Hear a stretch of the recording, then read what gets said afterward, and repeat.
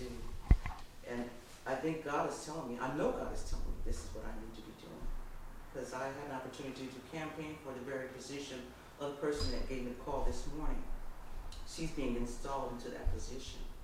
So God told me I need to be right here at my chapter. So that's where I'm at.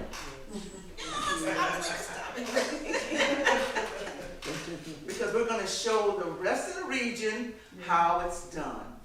And we're starting off by, well, welcome. Let me share the rest of it. I got a text message this morning from one of our other members. We had an opportunity because you came to our holiday gathering. Dr. Williams, remember Dr. Williams? Mm-hmm. So she texted me this morning. She's not going to be able to be here at the meeting. And she's also wants to resign from the position of executive vice president. I have no other details on that. So hopefully, I pray that everything's okay with her. But that just puts us back into another vacant position that I have to fill, which is, it's okay. Yeah. So we'll move forward on that. And I had her on our agenda to give us a prayer. So, Johnny, I'm so glad you showed up for so many reasons. I had you for the closing prayer. Would you mind going ahead and giving the opening as well? No problem. I appreciate it. Thank you. We can all bow our heads. Heavenly Father, we come as humbly as we can. Heavenly Father, we come asking you for your guidance, your patience, your understanding. We ask that you give that to us. Heavenly Father, we ask that you bless the officer of this chapter, not only this chapter, but throughout the region. Heavenly Father, lead us in a positive way so we can be a blessing to others. I ask in your heavenly name, I pray. Amen. Amen. Okay. So our secretary will go ahead and take roll call who we have present. And as I mentioned, we have some others that are on their way. Okay. Myself, of course. The Honorable Miss Ruth Benson. Thank you for the honorable. Past President Johnny Dugan. Right. Okay. Douglas. Okay. I have Pavan Ware. I have Lorna Phillips, Vita Martin, and Tanisha Williams. I didn't miss anyone, did I? And the minutes from our last meeting that we had back in October 25th, it was a virtual meeting, and they were emailed to everyone. I did not take time to print those out. So were there any questions or concerns if you had an opportunity to read those minutes? Johnny, did you get those minutes as well? Yes. Okay. Yes. Any questions or concerns? No question. Okay, so at this time I'm going to go ahead and review the agenda. And there will probably be a few edits. If we go down to where it says President's Report, assigned standing committee for chairs in education and functioning, I'm going to go ahead and put that word, it's also repeated in new business. So we're going to go ahead and just cross that out where it says assigned. Because according to the bylaws, which I have to constantly read, even though I'm the one who made revisions on it, I should be able to appoint. So if we go to new business on the second page here, just change the word from elect to appoint committee chair, okay?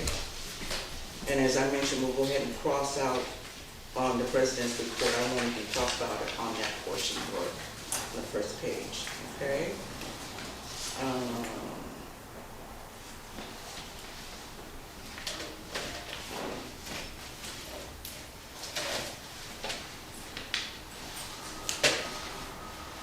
So if all had an opportunity to read the agenda, are there any concerns or any changes other than the edits that I mentioned?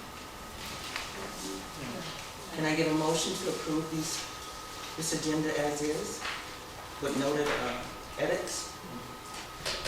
Madam President, motion that we accept the minutes as noted with the edits. Can I get a second on that? I'll second that motion. Any Yeah, we'll go into all that. I know it sounds very formal. I do have some, I don't know if I made enough copy, but I'm trying to conduct our meetings according to Robert's Rule of Order. Okay. And we're not gonna get it all down on this meeting. We're gonna try to, going forward, to conduct our meetings in that manner. So it has been properly moved and seconded and approved. So we'll move forward with the agenda that we have. Okay? So, we're probably going to have to go past the treasurer's report, because she's not here yet. Our treasurer's not here, she's on her way. Okay. So I'll go into my report and a download from Darling Young Leadership Academy. I had an opportunity to go to the 15th anniversary. And I'll be quite honest with you, I think that they have a lot going on that particular date. A lot of people were attending other holiday parties, so in the planning, I think it could have been done a little bit differently because it was a very low turnout there. Very good keynote speakers, but as I mentioned, it was a low turnout and it was kind of disappointing. I was hoping to see more people, but the highlight of my visit was I had one of my students from when I coached. She drove 2.5 hours to come greet me there. And we just embraced on the dance floor. It was just beautiful. So that made my day. It made it all worth the trip there. But I will tell you more about the Darling Young Leadership Program. You have to be a member for at least 2 years, but it's a very intense program. It's similar to the SCP program, you know, the senior. Johnny, I'll let you tell me more about that because you've been a part of that as well. Go ahead. Tell me about the Darling Young Leadership Academy. No, you did a great job. I want to save my breath for the rest of the agenda. Okay. Well, what I will say, the Darling Young is a 10-month. Come on in.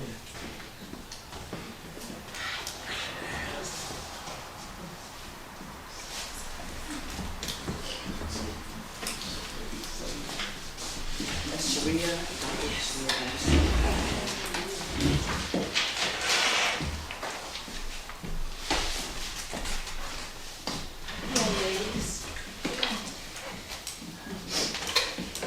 Okay, I think I was one of the first member about the chapter to attend. I'm sorry. I think I was one of the first members about the chapter to attend. Probably. What year did you go? Ooh, man, this is long ago. I know you went after I did. Okay. I went in 2012. I went in 2010. Okay. Yes, I came back in 2008, and I went in 2010. But that was a goal of mine. Because I was in the federal government a long time ago, then I left, and I decided to come back. I said, wait a minute, I want to get into this program so I can get the knowledge, leadership, make the connection that I need in order to elevate my career within the federal government. So I applied and I was accepted. And it was not easy. I thought, based on my military background and false experience and expectation, I was going to be able to listen and I was going to be able to go through it without any problem. But that wasn't the case for me. Could have been the case for maybe for Ruth, but it wasn't the case for me because I had to read, I had to actually study. And I really never had to really study that much because I could listen and get through. But I really had to prepare. And because I had to prepare and go above and beyond, it really helped my career within my current position. I'm with the U.S. Department of Labor, Office of Foreign Labor Certification. Basically what we do, we process applications for companies who want to bring foreign workers to the U.S. on a permanent base or temporary base. And about recently, I was one of the ones who recently got promoted about 2 years ago. I got promoted to 13, now I'm in the running for 14. And I can gravitate to the knowledge, experience, and the positive and the negative that will have helped me move forward. So that's something you're thinking about doing, and you're probably, your learning curve probably better than mine, so you might be able to go through this program and understand how you can reach out to the individual within your organization or outside your organization and escalate your career not only personally but professionally. And it's an opportunity to help others too. I've helped so many others elevate to higher positions. And like it is an intense program. It's a lot of reading. You have to do book reports. You have to do shadowing assignments. Details. I had an opportunity to, matter of fact, I have a shirt on today where I did they wanted me to do 120 days, but I ended up doing 90. But they only approved 30 at first. So I had to beg to my employers. They want to keep me. They want me there. So I did 90 days at the Martin Luther King Center. Phenomenal experience. Phenomenal. I shadowed the superintendent there. I shadowed the tour guides. So, and I spent a lot of time in their library there. Awesome. Awesome. And the superintendent, she was one of our guest speakers. She was when she came back and did a guest speaker at our training conference. Judy Forte. Look her up if you ever go to the Martin Luther King Center.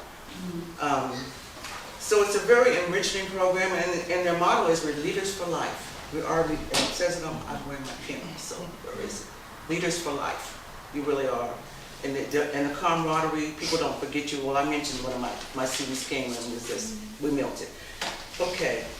So, Sheree, we'll catch you up. I'm sorry. Oh, there's a question? Yes, how long is that program?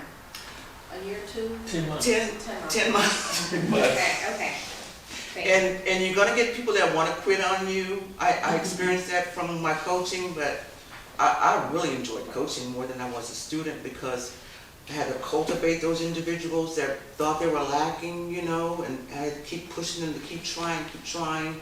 And there was moments when they want to go ahead and push something forward, and I said, no, you have to wait. So it's just really a challenge of your wits and your skills. It's phenomenal experience, yeah. And I'm still growing from it. I'm still growing, yeah, because I look back and yeah.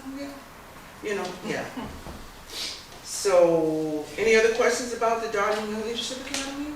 What's the process? Is it through the government or is it outside of the government? Like, how does that work? You have to get your current employer to approve it. Okay. And you can be state, you can be federal, you can probably be local as well. All of that, yes. And who pays for the program? Well, you're still on your salary, whatever you earn there. But Blacks in Government will get you to the training, get you to the orientation, and then it's virtual from there on out. So you do a 1-week orientation, and the rest is virtual. And you have constant meetings. That's probably what you didn't like, Johnny, because you had to get on the phone and meet all the time. You couldn't be late. You had to get on those, you had to be on call all the time. And then, like I mentioned, the book reports had to be reviewed and edited. They had to go through a screening. Sometimes you had to do them over. It's like going back to school. Yeah, it's very intense. Okay.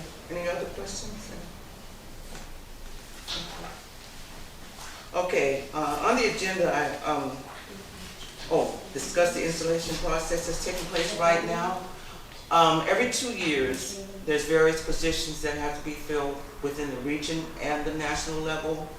Right now, they're in Tampa, Florida, doing the installation of those positions that are being filled. And as I mentioned, I got a call earlier from the person that filled the regional. And in our region, we cover 8 states. And I put down our websites here because we need to get some work done on our regional website. And why not let us be the chapter that gets that spearheaded? I know we can do it. Look, I'm putting out the work.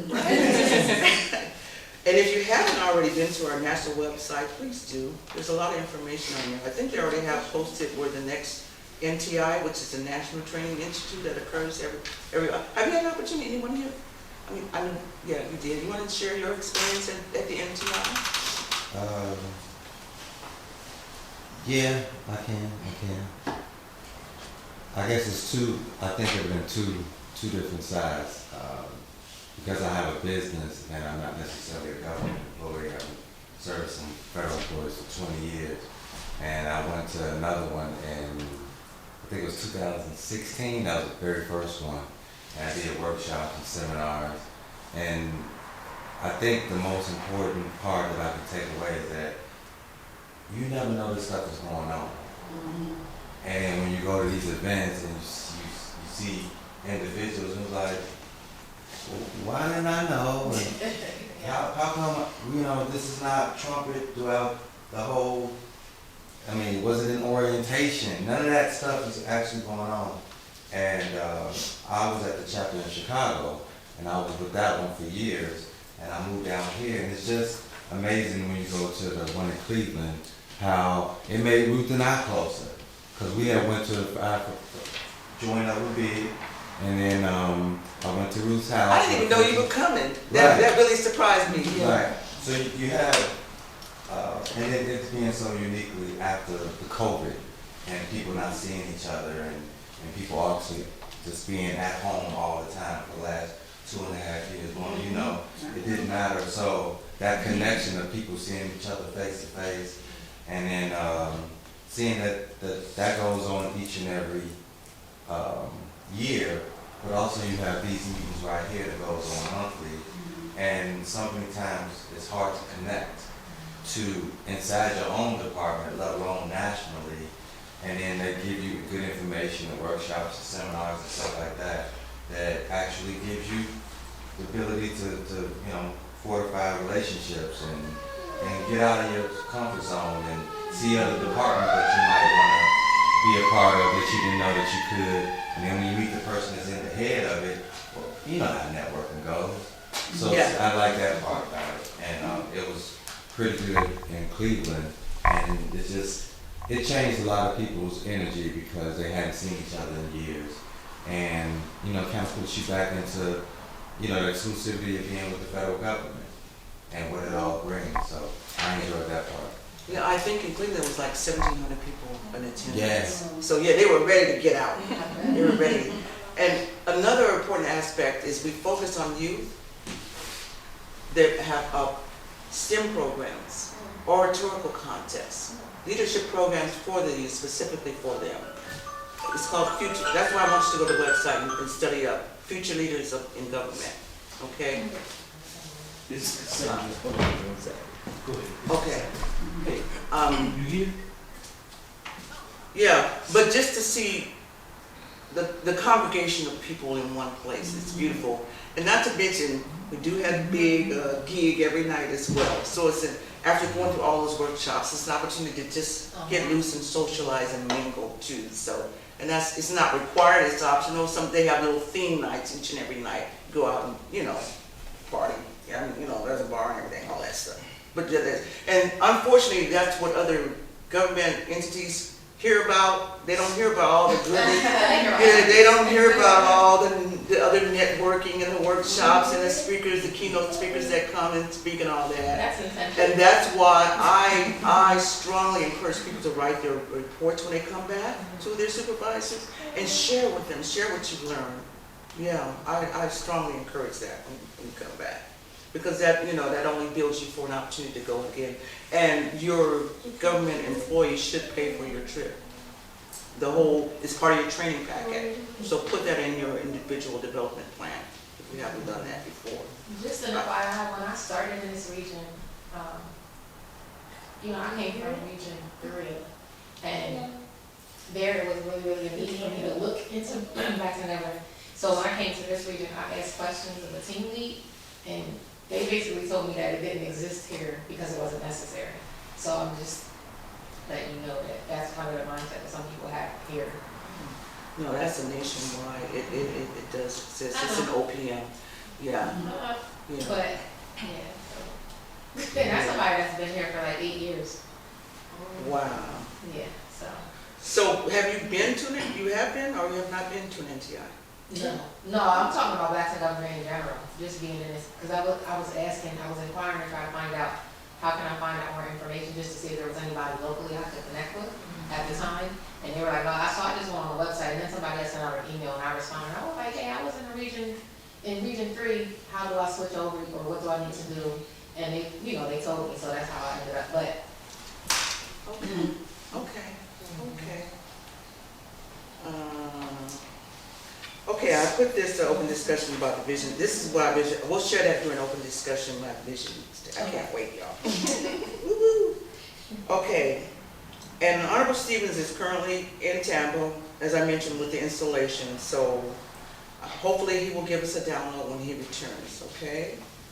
The rest of this, we don't have these positions, we're not doing any activity with these standing committees as of yet, but we will, but I'm gonna keep them on the agenda because that's where they'll be placed.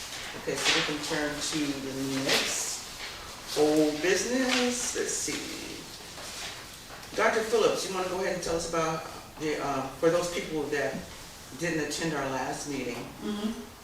Of course, our last meeting was actually October 24th, so we hadn't went to this yet. So go ahead and share about what we did at your school, all good, if you don't mind. Well, we had a character book moment, so to speak. So we had the student dress up as their favorite character, and they were able to go around the school. The whole plan was to have them parade in the school. That was the plan. And Honorable Stephen came in and talked with Dr. Carter about it, the whole thing. And then we got Ruth involved. And so it spread, and it was just a glorious day. I dressed in my costume because we don't celebrate Halloween. And so we had to make it a costume, but it had to be for book character. And so I wear a colorful costume that says Crayola.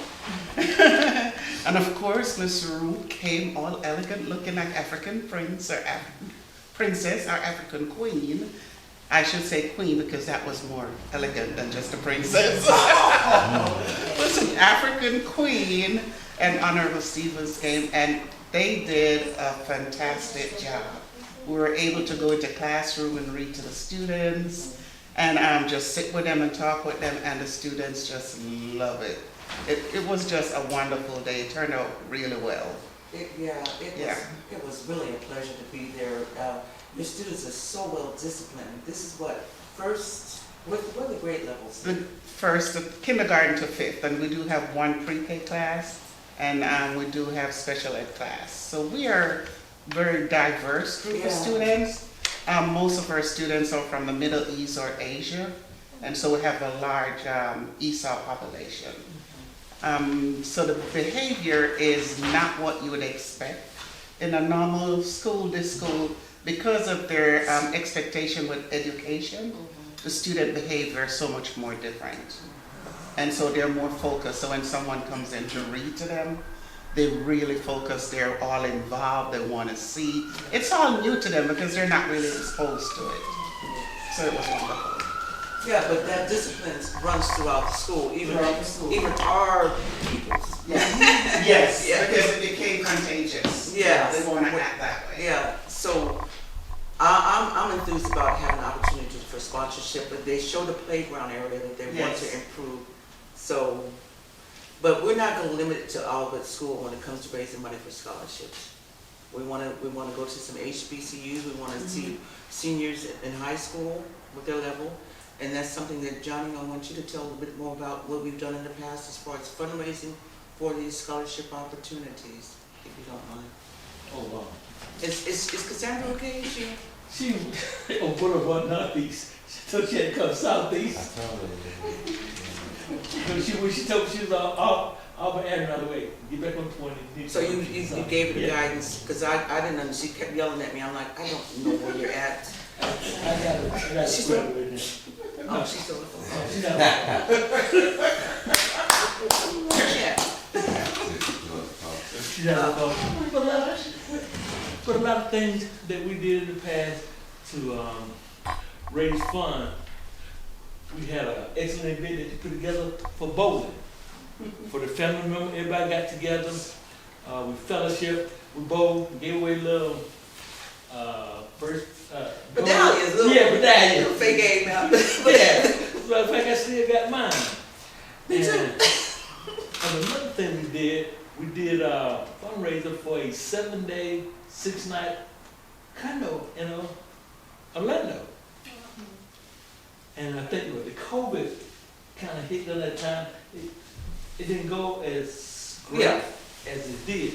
However, that condo that we purchased that time, my wife and I, we had spent some time there. We actually purchased that condo. So the condo is off. And we would like to make it available to raise money. Again, I'm in the process now of putting together a proposal that I will bring out at our next meeting, how we can hopefully raise some money. And what I think, if we can, based on our membership, I say we have 30. If everybody sells 25 tickets, we can raise $12,000 just like that. And we'll go back and look and see what it will cost. No, we have our management fees and all that other fees. But we were trying to make it accessible like the other couple did for us. I went to them and asked them, could we use their condo as a fundraiser? And it worked out great. But one thing, we gotta let the members be, hopefully they can win. They can win as well.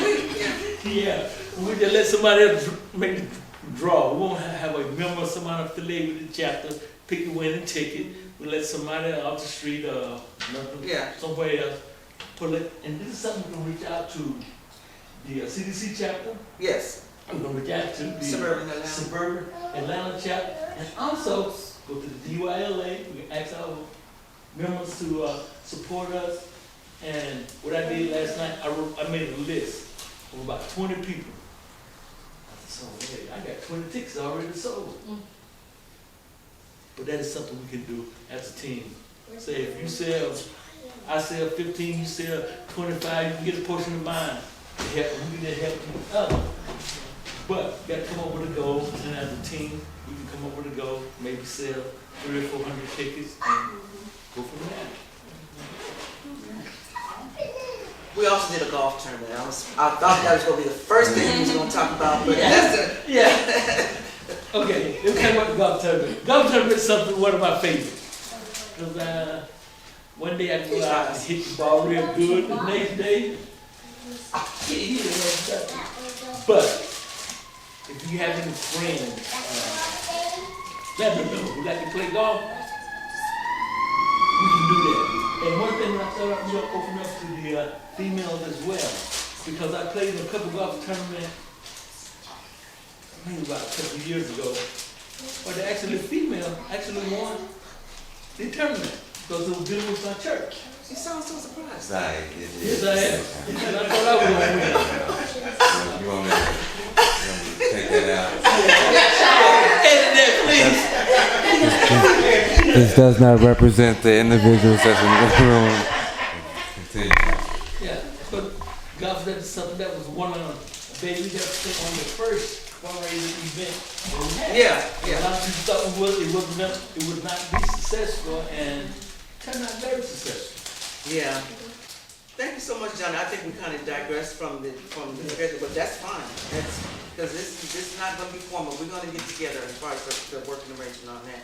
So the other old businesses, we had a holiday gathering, and Tanisha, I'll let you go ahead and share your experience for our holiday gathering. Yes. It was nice. That was my very first big event. It was nice to meet so many different people with similar goals but different backgrounds. So it was great to just form camaraderie and just hear people's experience and knowledge within BIG and the government as a whole and just in life in general. So it was a really nice experience. Yeah. And Tanisha has reached out to me a few times since our gathering and just given me just great positive vibes. Including you being here, Vita? Yeah, she had mentioned you before, and another young lady that you have spoken with. So yeah, she's definitely a proactive recruiter here. And we just had Brenda Anderson walk in, and I don't know if we have her membership application yet, but she's working on. Where's Sharon? She couldn't make it. Okay. This is the wife of Yule Anderson, who attended our last face-to-face meeting. He's currently on the Hey, everybody.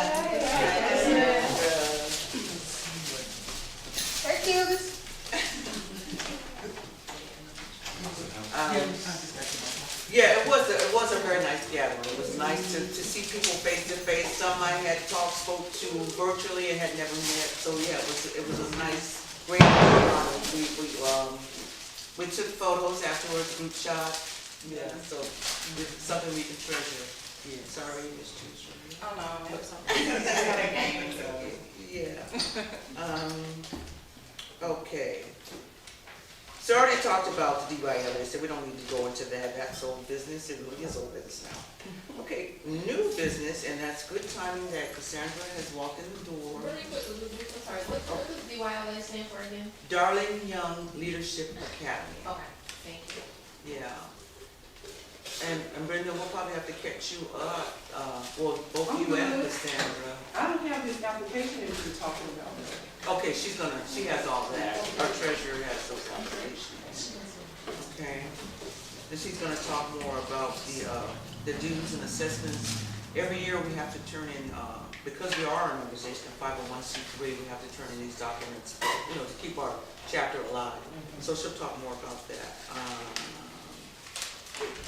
I did get a call from one of our other members here who was going to help with the group texting situation. I don't know how to get a grip on it with the group texting. I do like sending messages out to people at one pop, but it becomes overwhelming for me because I'm getting people asking questions, blah, blah, blah, this, and I didn't even generate the text, and I'm on this group text. So I'm trying to fine-tune a way to get messaging out. Maybe I'll just pick a calendar date that I'll actually be sending out the message. You'll know it's from me. I don't know, but we'll work on that. Group meeting. Yeah, You can do a group meeting. you mentioned that to me before. Yeah, you can do a group meeting and everybody will be in there, and then that way everybody's names will also be in there because like you'll see numbers and it avoids the iPhone versus Android issue. So all you that can't like a period. message, yeah. Okay, yeah, if you could help me with all of that so we can get that together because, I don't want to start putting my hair, I just got to put it in.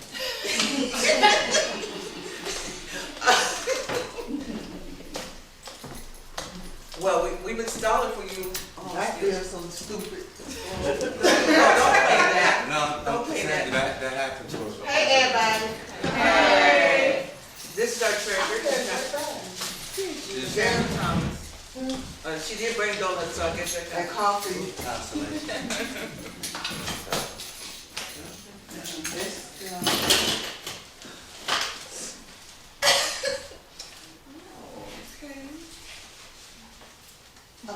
Can you give me that folder out of the thing?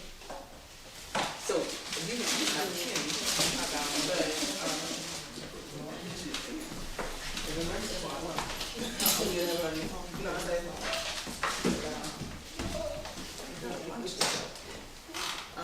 Where are we at, everybody?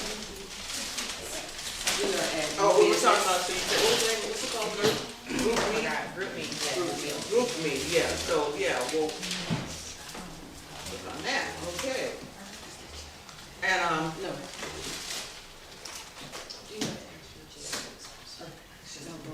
Yeah, Zane, you got a agenda?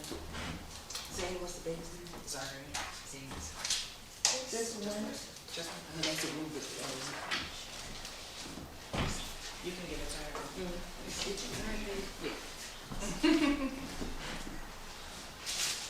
Okay, and Cavan, this is something that you had mentioned to me, and I concur, it was a very good idea, a directory of our names, and job descriptions and positions, and an agency affiliation, and your skill sets. And not only that, I think in addition to that, put your availability, because we don't want to call you while you're at work, so what hours would you be available to talk? So if we can have, we'll work on getting like some type of spreadsheet for that. So is that duly noted by my secretary and my vice president? Okay. All right. And this is optional. I just thought about to continue our camaraderie that maybe we start a birthday calendar so we know so we can always have reason to celebrate. It's optional. We can vote on it. I like so far. Yes. Any objections? Approved. Okay. We'll work on that. I mentioned earlier we're going to work on the Robert's Rule of Orders and how you really conduct meetings, all that. I did send it in an email. I printed out some, but I don't know if I have enough copies for everybody. The Robert's Rule of Order, we'll go into that more. Okay. So, ongoing business, of course, Johnny spoke a little about fundraising. And given that what he has in mind, we'll just go back to where I mentioned, because I skipped that actually, to go back to new business. The special committee, according to the bylaws, I can go ahead and appoint someone. So Johnny, if you don't mind, would you be the chair of our fundraising committee? Okay. And I need someone to spearhead our education committee. Do I have any takers on that?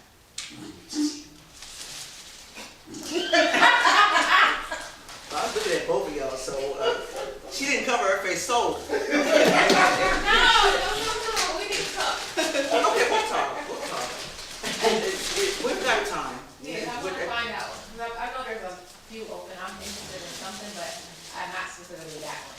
Well, I do have a new vacancy as of this morning. I know, that's the one I'm more interested in. I'm already doing that somewhere else, so I'll talk to you, we'll talk. Okay, we'll talk. Okay, awesome. Awesome.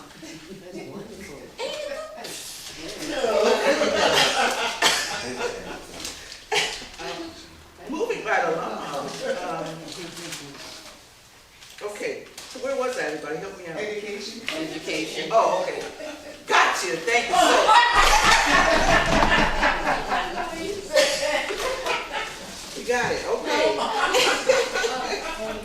All right. So we're gonna work on the group meet, blah, blah, blah, ongoing. Okay, fundraising activities. We got a chair for our fundraising committee. All right. Yeah, because if we don't have the best ever 30th anniversary celebration, I don't know what will be wrong with us. So we've got plenty of time. We've got 2 years now. Well, we're actually a little bit greater than 2 years. By December of 2025. Watch out, y'all. December 2025. Okay. We'll do our 30th anniversary celebration. Yeah, we better do something this year. Yeah, we could. We could do something each year. Yeah, I think we better do something this year. Yeah, we could. We're going to.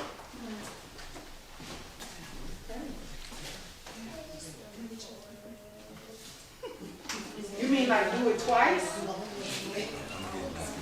Yeah, no, do it each year. Each holiday. Yeah, we used to do it each year. But we want to do our most grandest one for our 30th anniversary.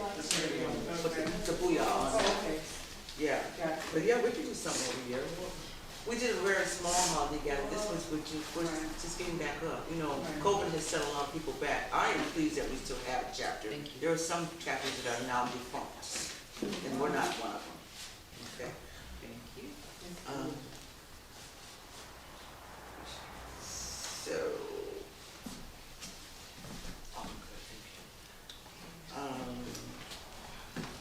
Okay, we're at the point of open discussion. So when I sent the email out, I sent some suggestions for MLK activities, and I don't know if anyone had an opportunity to attend any events.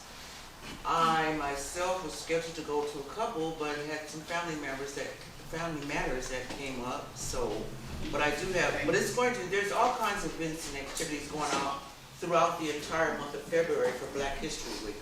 I encourage you all to participate in some. Okay.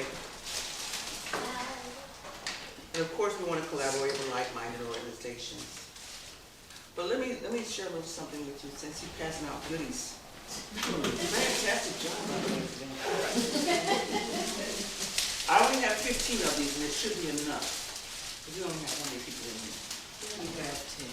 Oh, perfect. Well, I can do it with those two too. So, yeah, I'll ask you to pass these out.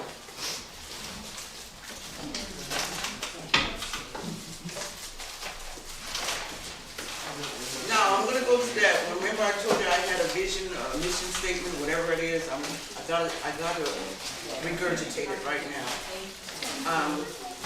I'm a diversity and change agent at work, so we deal, particularly after what happened with the George Floyd murder. There's been more focus on diversity and inclusion. Have you noticed that at your jobs? Everybody is trying to be more inclusive. And so I want to give the analogy of diversity and inclusion, where diversity is You get an invitation, you get an invitation, you get an invitation. Everybody gets an invitation to the party, okay? So that's the diverse part, okay? But inclusion is being asked to dance when you get to that party. You don't want to be a wallflower, you want to be in there, you want to be asked to dance. Well, that's what I want for this chapter. I don't want us to be wallflowers. I want us to be on the dance floor all the time. Everybody else is trying to get in where they fit in, okay? And as your president, I'm going to be your DJ. I'm going to play the music you want to hear. I will take requests from you. I'm not going to play just what I want to hear. I'm going to take requests from home.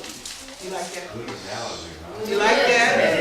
So you say, DJ, please pick up the phone. I'm old school, so that's how I want this chapter to do. We're going to be on the dance floor all the time. No parking on the dance floor. That's what that is, okay. No parking. That's right. I was waiting to hear the music.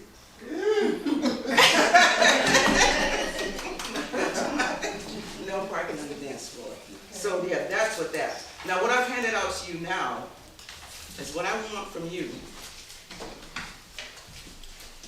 Each of you can open it up.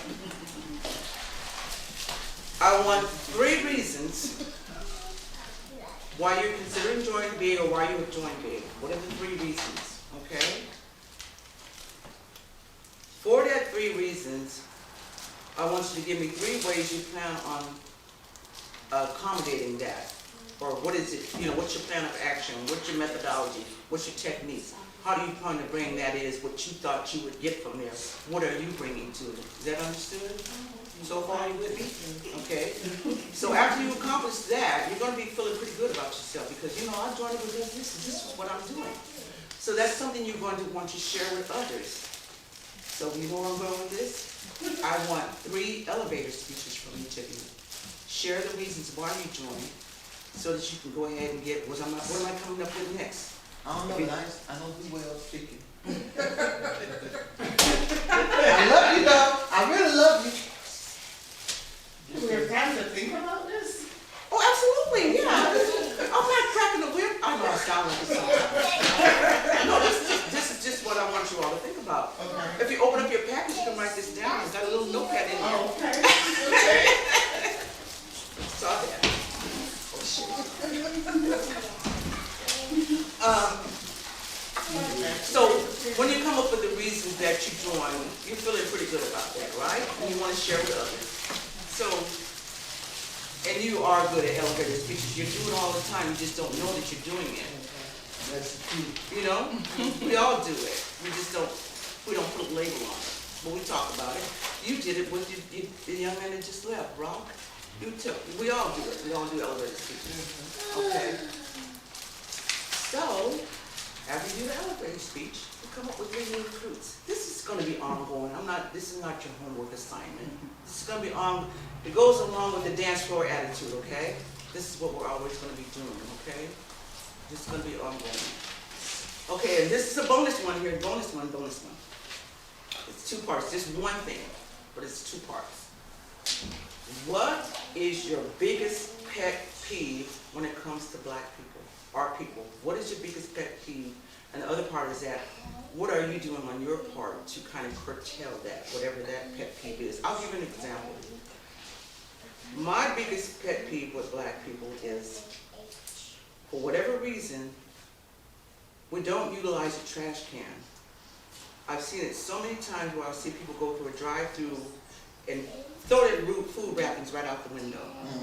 I do not understand, and I know it sounds like I'm stereotyping, but I'm mostly observed with our people. I don't know if it's a cultural thing. We came here in protest because they brought us in here on these ships and we just don't care about the land. I don't know, but I don't think it's part of our culture where we come from because we respect the land. So that's my pet peeve. And what I do sometimes to curtail that is I'll walk around sometimes, I'll put gloves on, I will pick up trash because I just can't take it.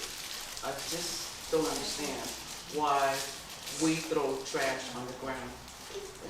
So that's an example of one of my pet peeves. You often think about what it is about black. I mean, I know what mine is. oh, okay. And I'm the main problem. Mine is being late. right, all We right. don't start on time and stuff. And it's the CP time and then it's other time. Okay, so you have to work on that part 2 on that, I right? got to work on the girl. Like I don't do it for 30 minutes. Okay. Okay. Any questions?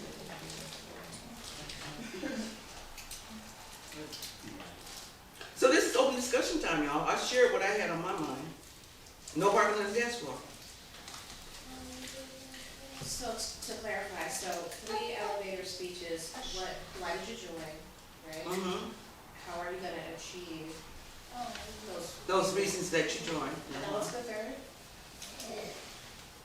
Biggest critics. Oh, No, Your did you And say then that there's a pet peeve. the reason that you joined and, yeah, the recruits. Yeah, so the elevator speech is part of your recruit. You do it all the time. yeah. We talk about that.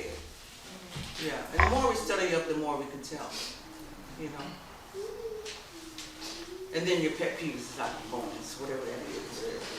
Anybody else? We can share those now, the pet peeves, come on. Don't we all have one? My pet peeve is the silo mentality or not sharing resources, knowledge, information. I don't know if it's insecurity with people not wanting to see other people do good. But that eats me up because if we're so much stronger and so much better together. It's just really unfortunate. It's like, especially in a corporate setting, it seems like there's always this, I don't want you to, but it's just I crazy. got mine, you go get yours. Yeah, it's unfortunate. Yeah. That was one. And so part 2 of that, what do you do? So what I do is as soon as I find something out, Vita, did you hear about this? Yeah, Like, we're like like that. all the time. Yeah, Like, we do. did you know about this? Are you aware of this? I try to do that. Even with like when new people come in, anything that I'm aware of, make sure you're looking at this. I always ask new people, did you hear about blacks in government? Yeah. I've always been there for like, what's that? I'm like, I'll send you the information. What they do with it is what they do with it, but I still send it just because I figure it doesn't matter what the chapter looks like. The overall point of it being created still exists and the necessity for it. So I feel like it's important to be a part of it. So that's why I'm here. I have a pet peeve.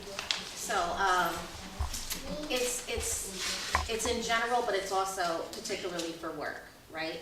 So the requirement that you show up the way that other people show up, and when you don't show up the way that other people show up, then you're not valued in the same way. And so what I mean is, I am an introvert, right? Most people don't think that I am. They're like, oh my gosh, Vita, you speak so well. Oh, Vita, you're so... Being an introvert has nothing to do with being shy. It has nothing to do with being well-spoken. It's about the way that I re-energize, right? So I don't necessarily want to do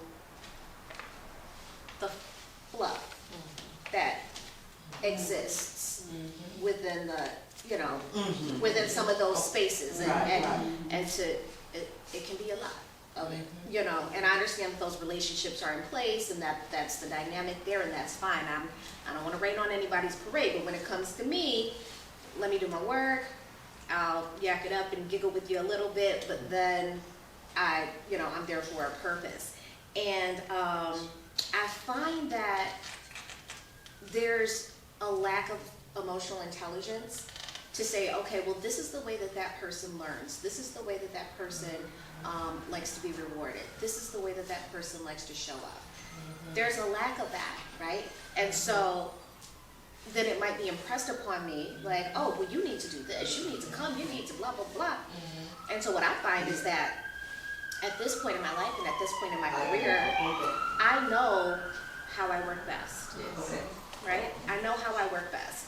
And be respectful enough to allow me to work in the ways that I work best. Now, granted, there's going to be, suggestions and things of that nature, but I am a stickler about my piece, and I'm a stickler about the way that I work and the product that I, produce personally and professionally. And I just find that lack of really acknowledging that people are different is something that's a pet peeve, because I know we're required to take certain courses and trainings about different people and personality types and things of that nature. So it's like, if you got it, why you don't apply it to the people, the people that you work with? So that's a pet peeve of mine. Yeah. And I'm sorry, did you share how you counteract that? Well, I can tell you. No. What would you say? No, at one point when something happened, Vita called me and was like, just let me get your opinion. She's like, am I taking this personally? Am I looking at this wrong? And I was like, well, you also have to pay attention to the people who are delivering this. And consider their mindset or lack thereof, which is kind of like, because it's like, my thing was don't internalize their issues. Right. Because I feel like regardless of what happens or what we experience or are exposed to, there's always lessons, right? So whether it's good or bad, how you take it and how you deal with it determines the outcome. And it's like, we can't determine how somebody else is going to respond to us. We can determine the way we respond or the way we internalize it. Right. So it was kind of that conversation that we had, and it was just like, she was like, okay, I get it, but I still don't like it, which is, of course, understandable, and it is wrong, but at the same time, like, what are you going to do? Go to somebody higher up and say, you need to be more mindful the way you carry yourself, because then it looks like you're the person who's being negative. So it's kind of like, and like you said, we've all had training. We've all had Absolutely. training. Exactly. Yeah. Absolutely. So the way that I address it at this point, if the way that I'm being, let's say, pushed and prodded, is for growth. If there's a better way to do it, a better way to learn, I'm all about it. I'm very, I'm motivated by expertise and knowledge and things of that nature. So if there's some sort of benefit, as it relates to like growth or, hey, do it better, or this is more efficient, I'm all over it. If the way that I'm being pushed and prodded is not necessary, but it's just someone else's preference, and it's contradictory to the way that I want to show up, then I won't do it, and I will dig my heels in. I'm not going to be disrespectful in any way, shape, or form, but I'm not going to sit up and, talk about things that I don't want to talk about, or go to things that I don't want to go to that I know are probably going to get out of hand after a while. I'm just not going to do it, and that just is what it is. And if I'm asked, like, hey, are you gonna show up in this way? I'll be like, yeah, no. So. And that's that. Well, welcome, Vita. But I'll be at work.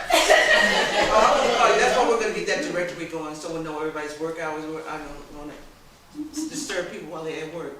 You cracked me up the other day talking about I'm at work. I said, since when? But anyway.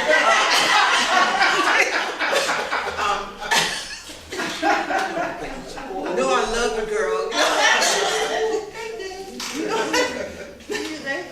No, that's gonna be nice. I know it's not. Cause I'm tired, my tired, and they're frustrated. Oh, I'm sorry, baby. Don't repeat with nothing I say. You know I love you. You know I love you. Brenda, you want to be next? Wow. I am particular, so I have a lot of pet peeves. Yes. Oh, but one that I take to heart is not recognizing that we're being phony. It's a difference in recognizing you're being phony and not recognizing when you're being phony. I hate phony people. And so we all know people in our lives that are not sincere. So what I've tried to do is, if someone loved me enough, which I'm in a place now where I've been loved enough to know that I've been phony a long time, but I didn't know. I didn't know that my emotions were in the way. So I learned how to recognize when my emotions were in the way, and I wait. And what I do is I try to use it because I started a movement. I call it the WAIT movement. There's an acronym that when my emotions are in the way, I be still and I try to deal with that emotion and figure out where it's coming from, instead of trying to blame this circumstance, because that's being phony. That's being unreal. So, that's my biggest pet peeve. Phony people. Yeah. I think, brother, I'm the same way. Only difference is that I tend to talk too much. You know, I mean, I talk too much, because when it comes to people and things that I'm fool with, I just don't fool with you, and I let you know. You know, I'm not meaning anything. I speak to you, but when it comes to certain activities and things, I'm not doing that. You know, it's just like I don't like fame, and I talk too much. Everybody tells me I talk too much. I need to think before I speak. Yes, you have. Yes, you have. Well, I'm not working on it. I'm not working on it. Not just learning how I feel, because I know it comes across harsh. Oh, yeah, you. But I don't mean to hurt people's feelings. You know, but, and if I say something that hurts your feelings, and I see that I hurt your feelings, I will tell you I'm sorry about that, but I meant what I said, I just brought it across too harsh. You know, so that's something I'm working on. I just want to add something. Thank you for that, Cassandra. Like the example she just gave me, when I was in the room with some people when they unveiled this statue for Martin Luther King the other week, and I know what I see and what I make not see. So, you know, if you look around, if you're having a conversation with people and they're not willing to say, they only see one thing versus different things in that statue, that's the type of phoniness that I'm really truly talking about. I'm not talking about the petty phoniness, you know. Yeah. But I'm talking about sincere phoniness, where you not being honest with yourself. Should we? So for me, aside from the silos, that's a big one for me, is discounts and customer service. So I feel like not everybody, obviously it's an overgeneralization, but our customer service skills are not up to par. Like a lot of times when you're calling to ask questions or like you're face to face or whatever the case may be, you get way too much attitude, and it's like, look, I'm here to support you. Like I don't need all the extra. I'm legit asking you a question. No attitude on my end, so why am I being met with so much frustration? Like I understand, like, you know, people have things that are going on and can be a bad day, but if every day is a bad day, then that's not, can't do that. And then aside from that is like, obviously, you know, we have black owned businesses and trying to support them, but then everybody want to come and say, oh, can I get a discount? Well, when you're standing in line for the J's, you're not asking for a discount. When you're at Chick-fil-A, you're not asking for a discount. When you're all these other places, you're not asking these people for a discount. So why are you asking your own for a discount? And on the flip side, overcharging for stuff because you feel like, oh, I'm a black owned business, so support me regardless of what my prices are.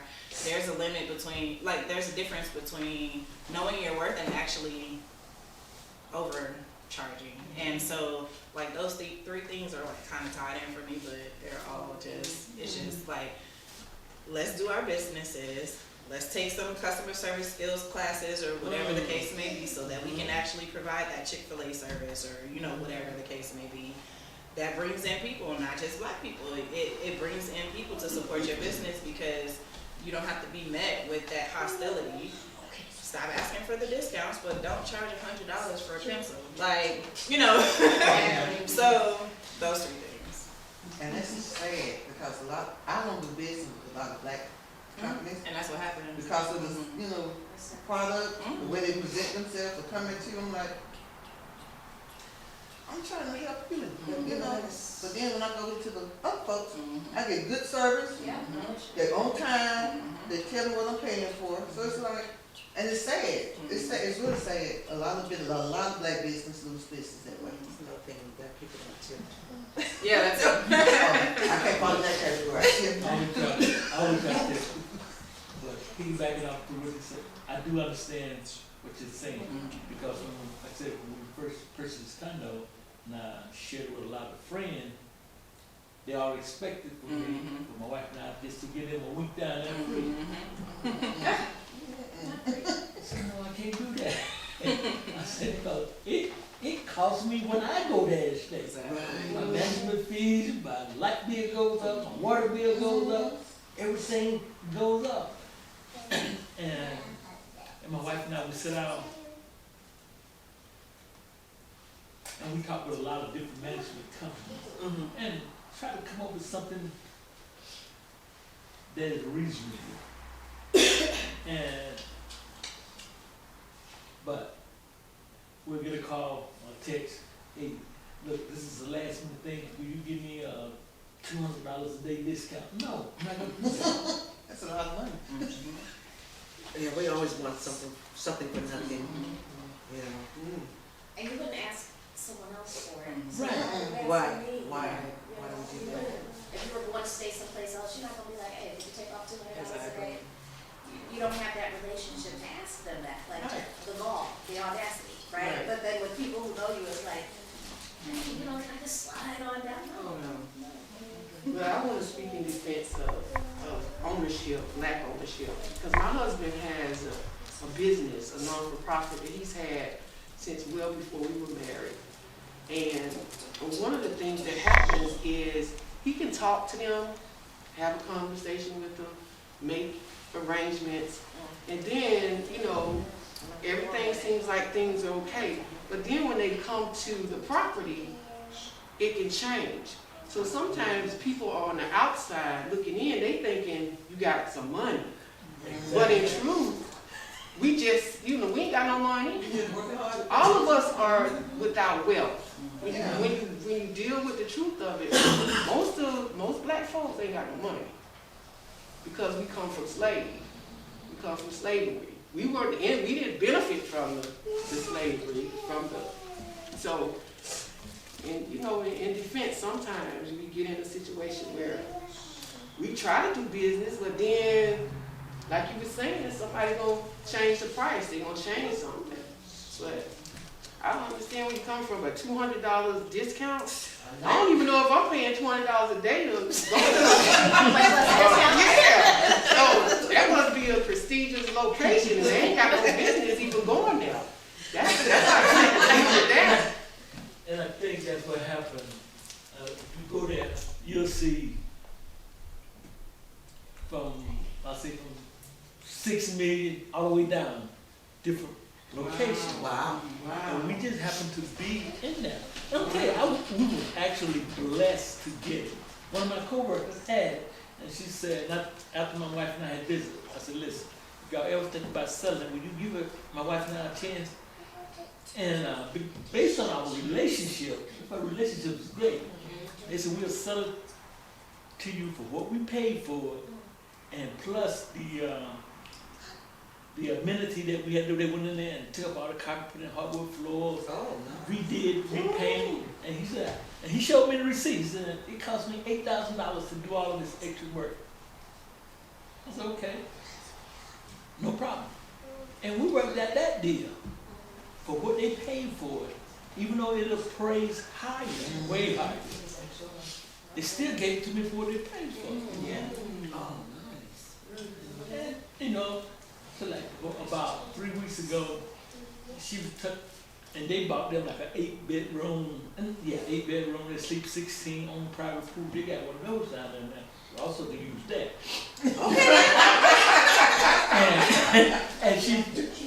and she was bringing in one of her husband's friends to surprise him for his birthday. It's for the weekend. That's no problem. You can pay for that. I will pay for that. My wife and I will pay for that. Because what they did for us, Yeah. to the amount of, if you want to look at it from a financial standpoint, Yeah. that didn't come close. This is in Orlando?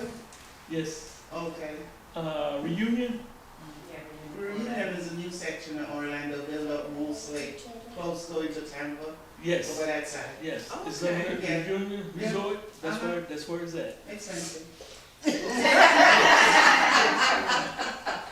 Expensive place.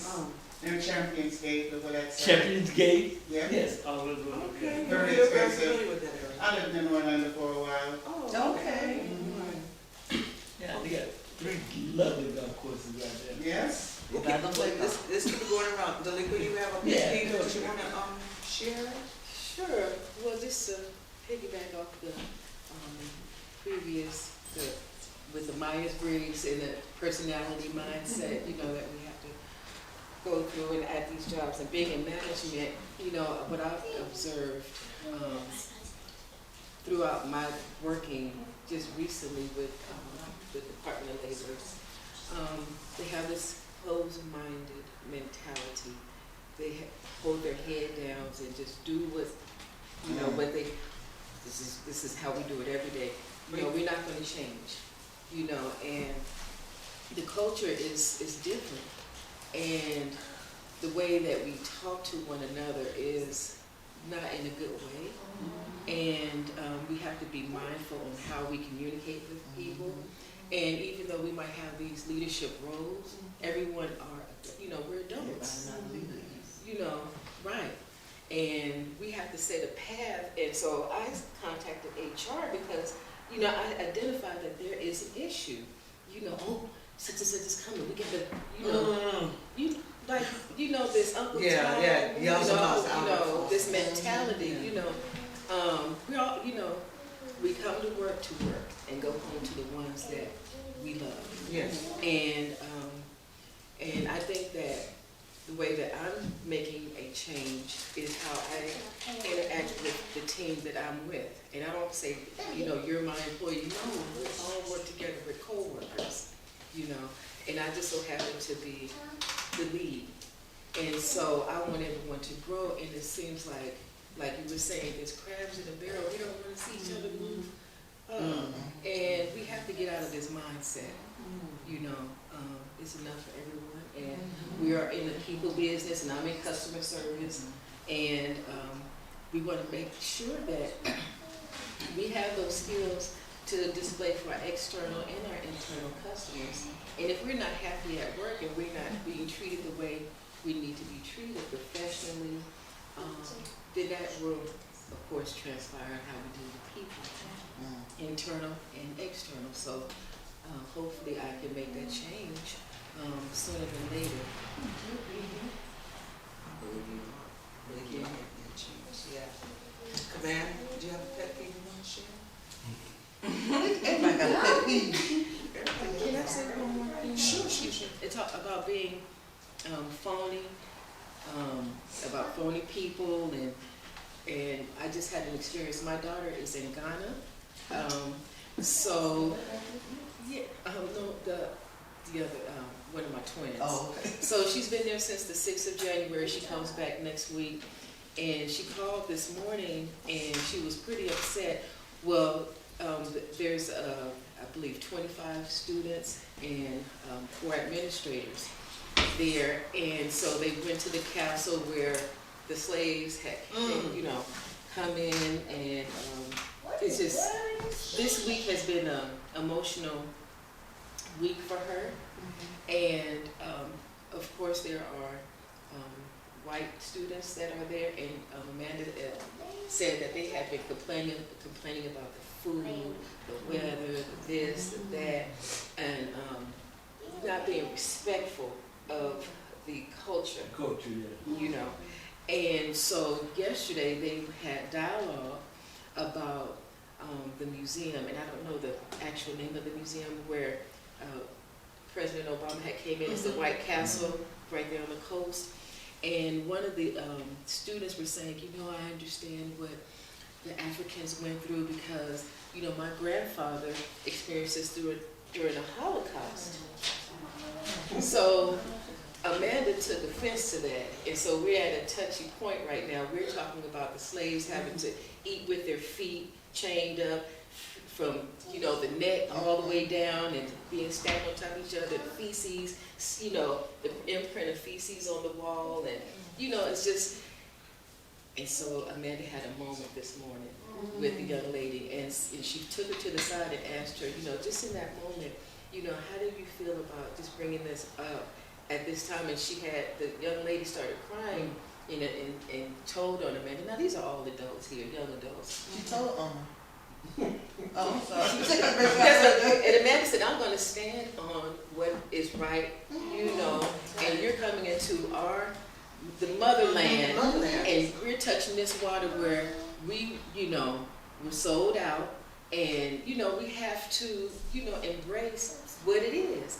And so Amanda, and I didn't know that this was a part of this interaction of, they have a problem, the white kids, that Amanda is the leader there.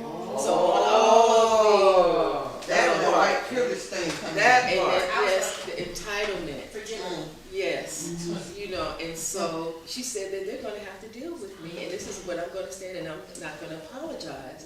And you're not gonna complain. You knew what you were coming into when you came here to Ghana, and if you don't like it, that's something that you need to keep to yourself. But please don't, yes, it was tragic, it was horrific, what happened with the college, but not at this moment. Let us have our time. So about being a fake and fraud, and a part-time fraud, and a full-time dummy, this is what I learned as being, and you know, growing up about phony people, you know, and you look at them and just pray for them and just keep it moving, but this is what it is. I know she's standing strong with you. And she is. I know she's standing strong. Good job. Yeah. Good job. Yeah, 'cause they think they privileged, they think they safe. It's a challenge ahead of her, but I know she's, Yeah. Yes. I got to use this example. Like, normally, before I cut my hair off, I was wearing like a lot of sew-ins, and I wear sew-in, I wear braids, you know, my hair come in short, you know. So one day, this lady's like, "This ain't your hair white." I said, "Yeah, it's mine." "Well, you just switch up so often." I said, "It's mine. I paid good money for it. It's mine." That was Jackie Compton. oh, yeah, He's like, "Yeah, it's mine." Yeah, you have to constantly deal that with white people because Yeah. they wear their hair the same way all the time. And we as a culture, We we change. like to switch up. And then she wanted to touch. I had somebody do that because my hair was out natural, and they walked up to me and grabbed it, and I grabbed her wrist. Yeah, Because because you previous crossed the job, before I line. started with GSA, and I grabbed her wrist, and I was like, I was holding the training that day, so I had to like speak in front of other people, and I looked at her, and I was like, did you just touch my hair? No. And she was like, I'm sorry, it's so pretty. I was like, that's fine, and I appreciate it. I said, let me tell you something, I said, don't ever touch a black woman's hair. Nope. And she was like, I said, anybody's hair. I said, but I'm telling you, for me, I was like, first of all, I don't know where your hands have been. And right, you don't know me like this. She was the director of human resources. Oh, did you? So it made it that much worse, and I looked at her, and I was like, you lucky I love you. Because me and her had a great relationship, so she kind of like, I laughed it off because I was really serious at first. And then I knew it was her because I saw her coming up. I just didn't think she was going to touch, because she never touched my hair before, but I was like, whatever, it was the first time I worked, like, curly and out. So then, literally, not even 5 minutes later, her and I were having a discussion, and somebody else comes walking up, and they're like, your hair, she said, don't you touch her hair. I was like, yes. But it was funny because, like, she just truly didn't know. Like, it wasn't like she was being malicious or anything. She just was like, oh, it's so pretty. I was like, yeah, no. But she apologized profusely, but then what she did is she made it a point in her future trainings and discussions with people to address that. So Boundaries. she used herself as an example so that she can continue. But I'm like, you're the director of human resources. Right, the director of human That's what's crazy. asking if my hair is real. I'm like, is yours real? The thing too, the thing too that is frustrated, well, what I had to tell some other people in the professional atmosphere, I said, do you ever ask white women whether their hair is real? Like, it'd be different if this was a question that you ask across the board, right? Right. But you don't. Do you ever ask Asian women whether their hair is real? Yeah. And if it wasn't, if it isn't, do you think that I would want to discuss it with you here at work? Right. You know? Right. And then, of course, it's like, oh my gosh, but I didn't, I think that's fake. I think they just think that they can do whatever they want to do and say what they want to say. And I believe them know. No, certain things you're not allowed to say. Like this guy called me a monkey at work. No. And we remember, was it John? He was a realtor. You better not know him. But we were real close, good friends and everything. We had gone to his house and everything. So when he said it, before I knew, who the fuck you, who you calling a monkey? Before I realized it. And he was like, well, Cassandra, that didn't mean like that. So when it came out like that, I said, look it up. and tell me what you think. I said, don't never say that to me again. And from that point on, our relationship changed totally. Yeah. You know, it's like,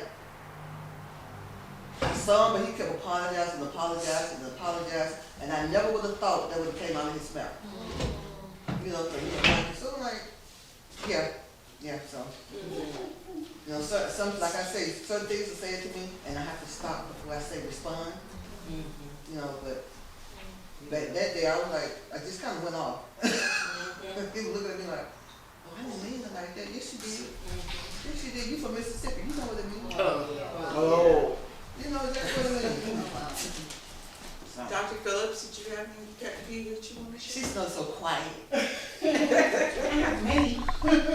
I'm trying to figure which one should I choose from.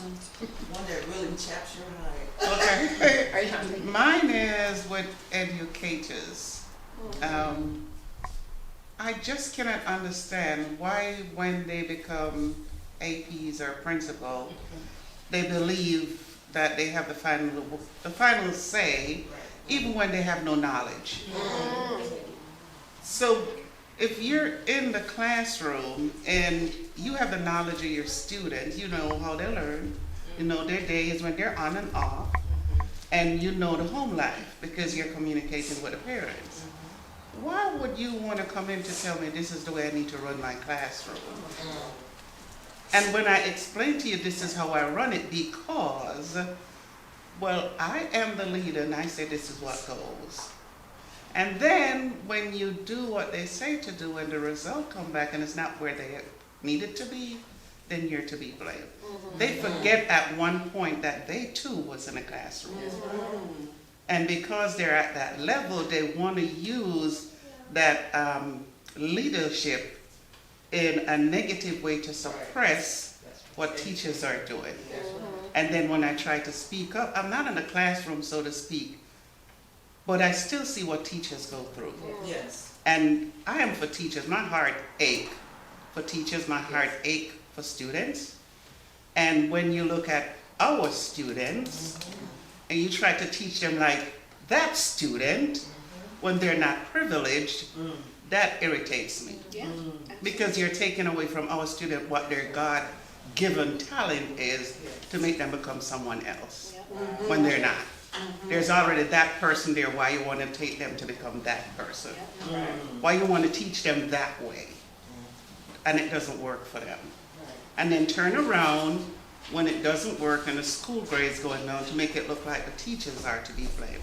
So you go ahead and then here you come with that spirit again to control them. So you're going to move them to somewhere else, put them in another classroom, so to speak, because you're saying they're not good enough in that classroom.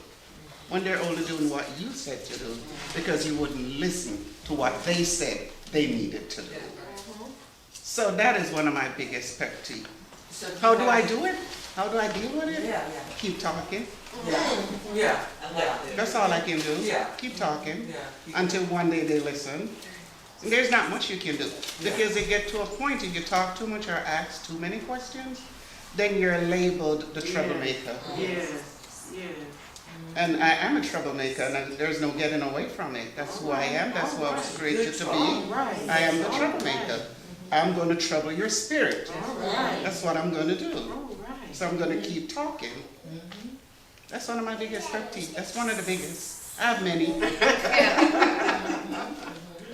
One of the biggest. All right. Well, thank you.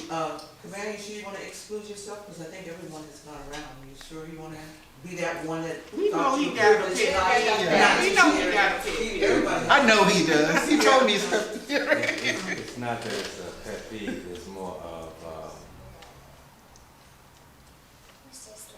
we have different cultures and backgrounds, and I know that sometimes that is the reasoning for people being ignorant to certain things because of lack of environment, because they haven't seen it, they haven't been around it. Sometimes they haven't been around somebody that they respect enough to receive whatever it is. So you have a disconnect going on, and it's all kinds of levels of disconnect and degrees of disconnect.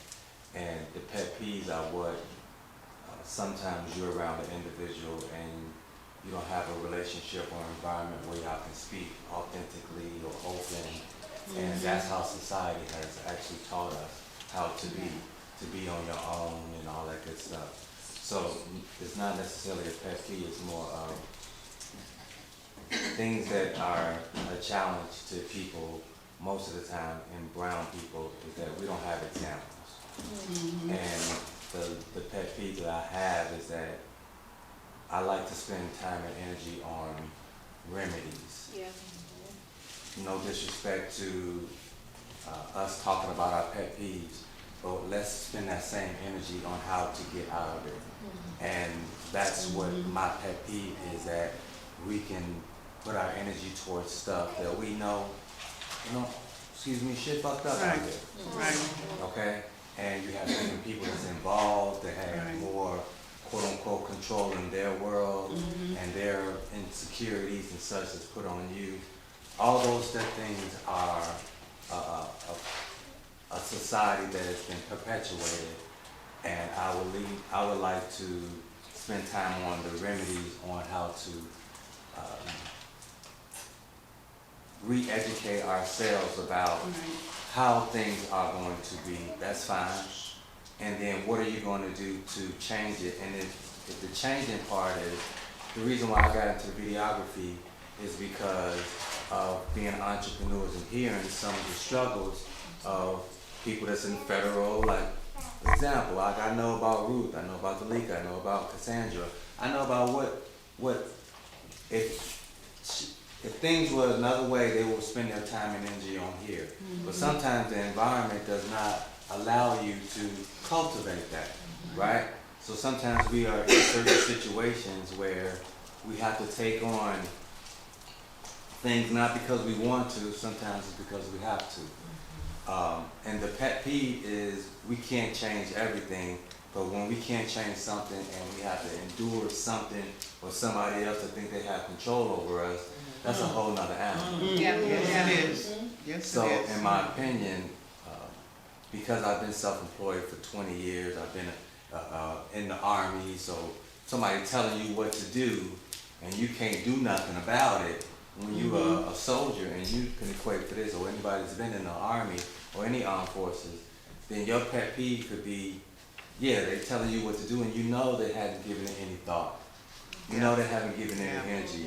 You know they haven't thought about all parties that were involved before they speak about it, what the size of how a person might perceive things, and like your friend that called the monkey piece, like, where do you do that at?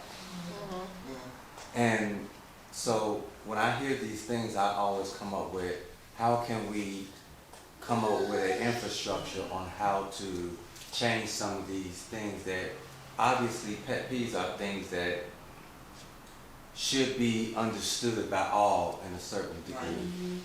Respect most of the time is the culprit behind it, and the fact that they don't know how to respect each other.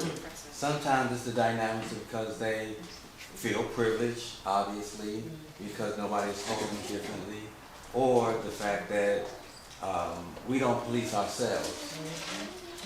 And this policing ourselves means that sometimes we don't think that it's ever going to change. And that pet peeve to me is, let's give examples.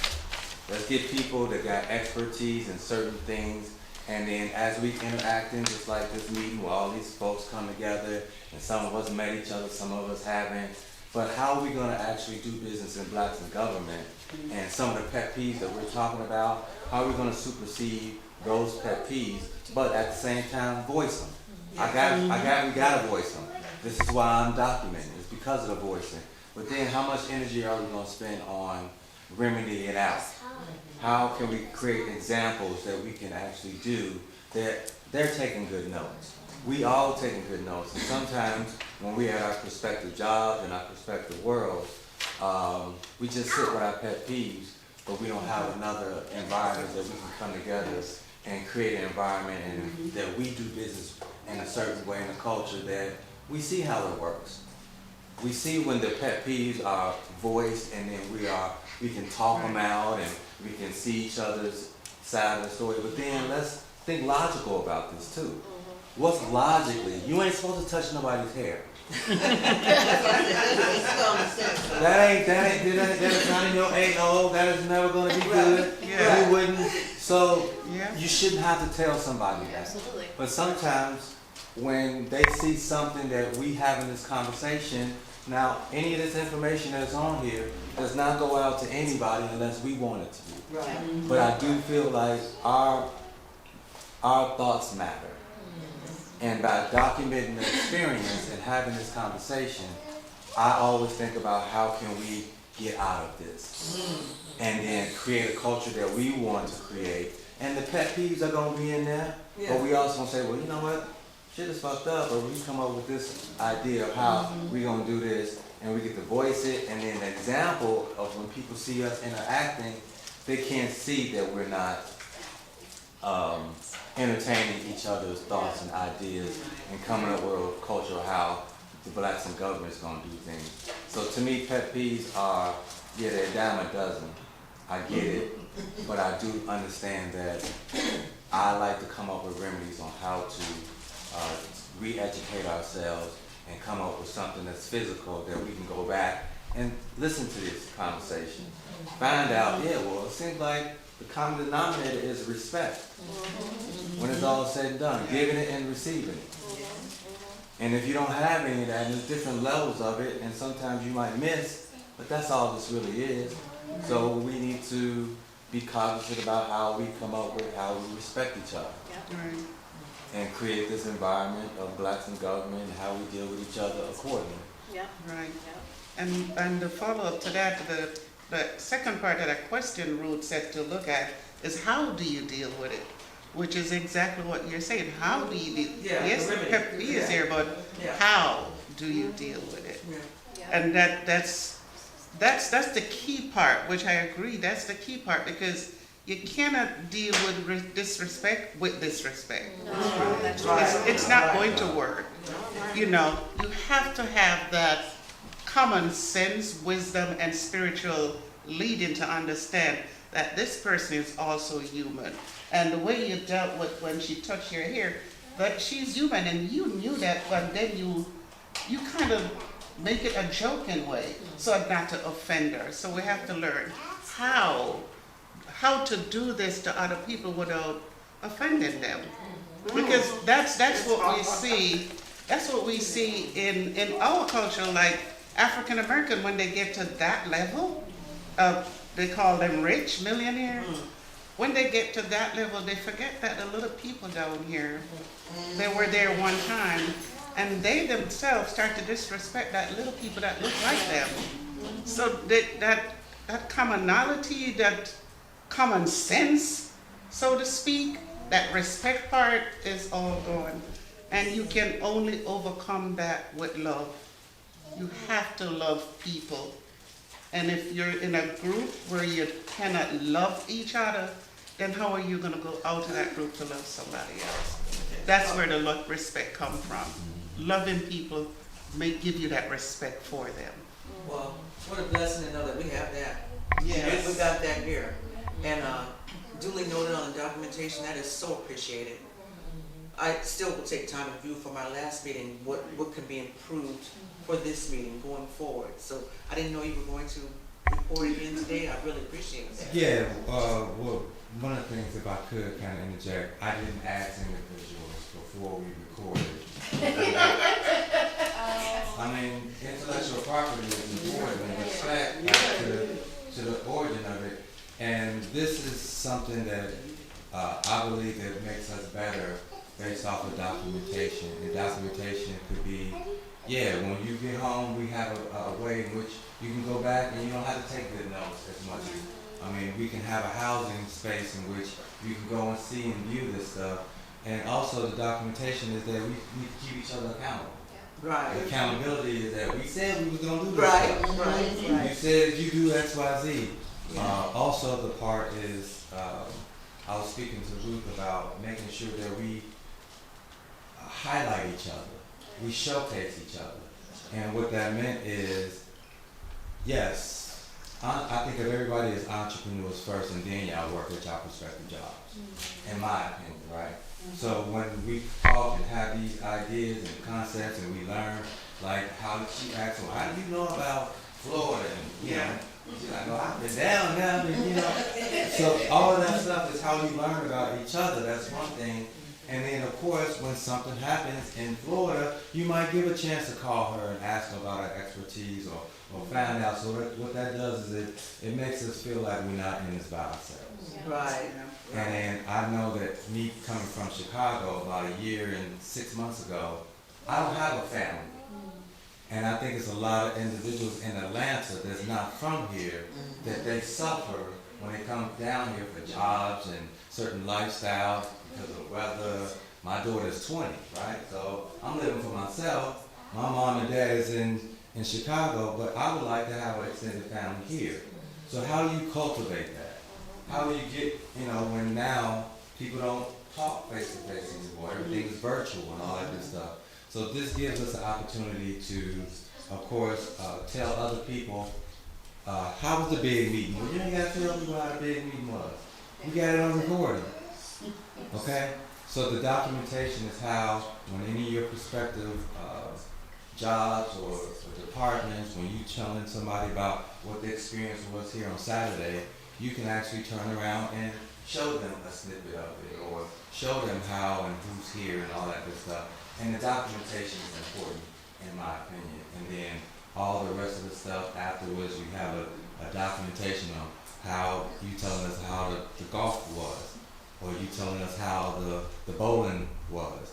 Well, now we recording most of the stuff, and we're recording because that's how memberships and all that good stuff that needs to be addressed, so we can have more people in here like us to.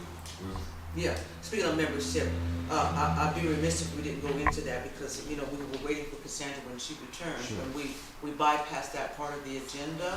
So if we can give focus to membership at this time, and then we'll be ready to adjourn or give a ending prayer and so Cassandra, I'm gonna let you have the table on that because I want you to talk about the dues everybody has to come in and where we're at. I was telling about Aire form and all that stuff that has to be done too.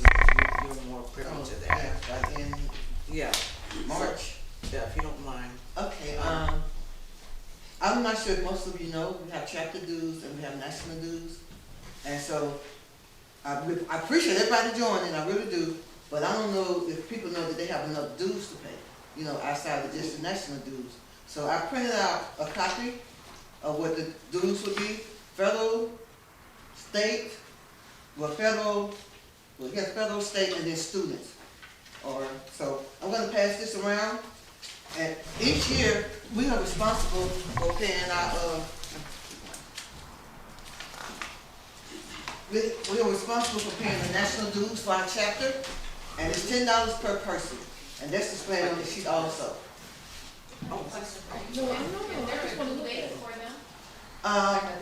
We need to come up with a due date.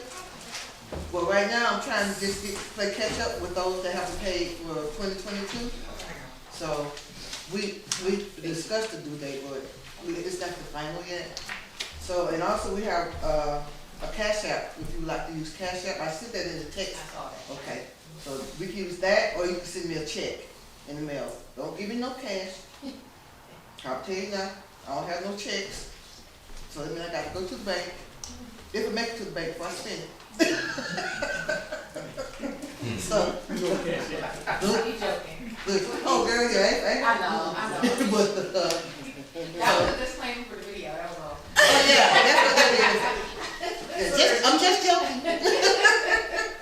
So there are 2 dues you said we need to pay? Okay, we have national dues, which is $35. You have to go and pay that yourself. Cause I used to have access to everybody's account, so people just give me that money for the national and our chapter, but they've changed everything now, so I don't have access to everybody's. So what is that national? What is that amount? The national is $35, depending on, it's on here, it tells you what the national dues is. $35 for, regular member, federal members. Oh, I see. And then we'll come up with the 65. Yeah, it's $35 for associate members. And then $25 for undergrads and students and stuff like that. A lifetime. And lifetime is at the bottom also. Lifetime members, we don't have to pay national dues, but we still have to pay our chapter dues. And there's a breakdown of that at the bottom. Okay. So, Why don't we go Yeah, ahead that's during what I this need. meeting and establish a target date for a deadline? Can we not do that? we can do that. Cause, Is the due not, say for instance, I pay October, would my next one be due this year, October, or is that how it works? the next national dues will be due October. October, that's what, Right, yeah. but the regional, the chapter dues, we have to come up with the date for our chapter dues, because like, when we, like fundraising and stuff like that, you know, I normally do all the printing and everything like that, because I have to, you know, get the job about my, non-disclosure. Okay, okay. But, I normally do all the printing, but like fundraising we have, that money comes from within our chapter dues, you know, and in the past, we just kind of like just pull together just bulk stuff that we need to buy for the chapter. So I guess my concern is when we have to report to the IRS, would it be good to have that deadline for our chapter dues before you report that? In other words, we don't have all our ducks lined up in a row. Okay, if that's the case, then we should make our deadline September every year. Okay. Because when I do the tax form, the tax information, that's due March of the next year, like March 23, it's due in March. So that's compiled from the previous year? Right. Okay, Right. all right. So, yeah, if we say September, September the 30th, or what y'all want, September 15th, just sometime in September. Okay. Why don't we go with the first part of September? That's up, I mean, Yeah, I'm September fine with 1st. that, so September the 1st? Yeah, Okay. Yeah, September 1st. okay. And, We don't need to vote on that. I think If that's we good. did. So I just want to make sure I understand, the date that you're talking about is for how much, the $100? Brenda, you're this is associate? Oh, no. We don't have a membership Okay, yet. but you But if would- whatever date you join, that was your anniversary date, so that's when you would come up for the national. Always remember your effective date that you joined membership. Okay, that's your anniversary date. As a separate chapter, we have to pay dues to keep our chapter going as well. So we're talking about September for that. So we don't right now, don't worry about what you need to come up with a chapter. Just pay your national, or correct me if I'm wrong, but When you join national, yeah. you can go ahead and join online for national, and I think yours will be 35, and then your chapter dues will be 55. Okay. So, you can join national, but you still have to remember, you have to have your chapter dues in by September 1st. And make certain that you don't sign up as a member at large. Oh, wanna you have to make sure certain- you choose our chapter, Yeah, Atlanta Metro chapter. Atlanta Metro chapter. And if anybody has a problem with it, call me, we can walk through it. I can help you out with that. And we'll be working on that directory that we mentioned earlier.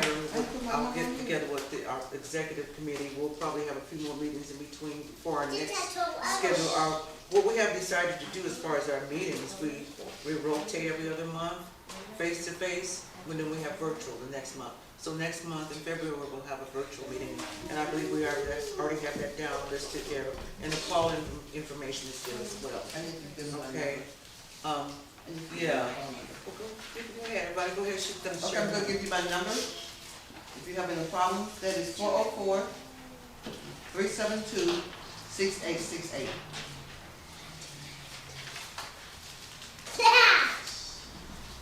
Does anybody ever have any other comments for the good of the order?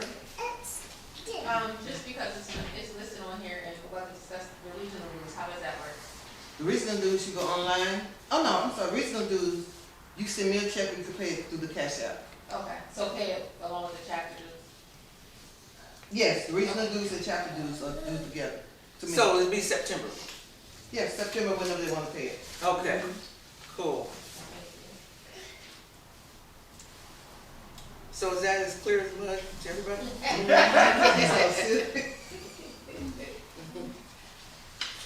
We'll work it out. Yeah, like I said, if you have any questions, just call me. Yeah. But we'll establish that directory as the best time to call her. We're gonna get that together, so, Some days I just, I get caught up, I just keep working. I don't have no kids, it's just me and my dog, so I just keep working. Give me a glass of wine and just go for it. Okay. So this doctor called me anytime after 12 o'clock. Okay, I wanted to share some positive affirmations. I'm a member of, I get readings from an organization called Positive Christianity. And this worked very well for me when I was the national chair for the legislative committee. We would start our meetings with positive affirmations and end them with positive affirmations. And we kicked butt in that committee. We did a lot of things. This is a list of 20 things, but I'm not going to read all of them. If you worry, you didn't pray. If you pray, don't worry. When we get tangled up in our problems, be still. God wants us to be still so God can untangle the knot. Laugh every day. It's like inner jogging.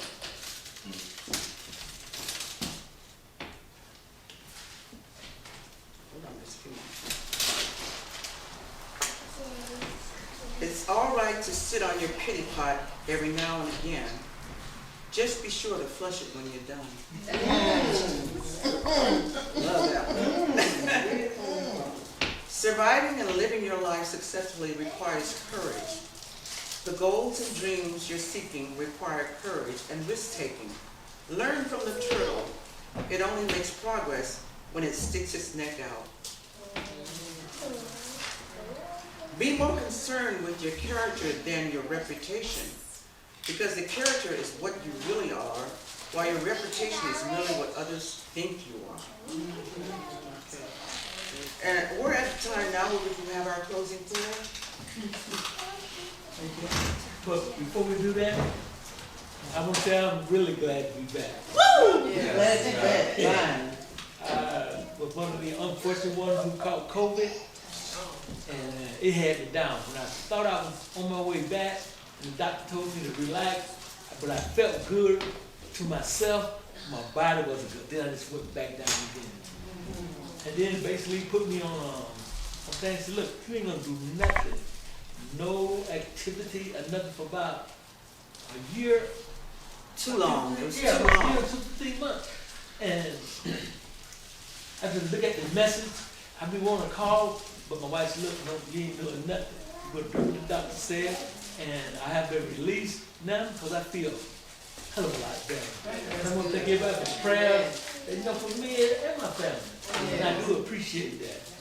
And with that said, That's the one more thing? yes. I'm sorry, for new members, you can send me a check for the national and the regional dues, because I can go out there and sign you up on our chapter, but you will get the email with all this login information. And for people that have didn't pay their dues for last year, chapter dues, you need to get that, so we can go to the new year up to date. We can cash out that.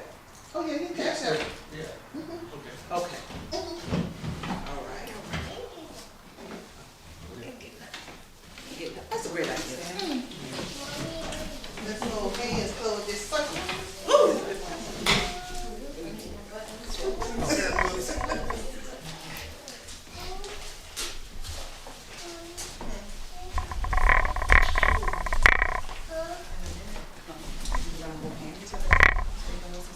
Okay, I'll hit that. Heavenly Father, we thank you.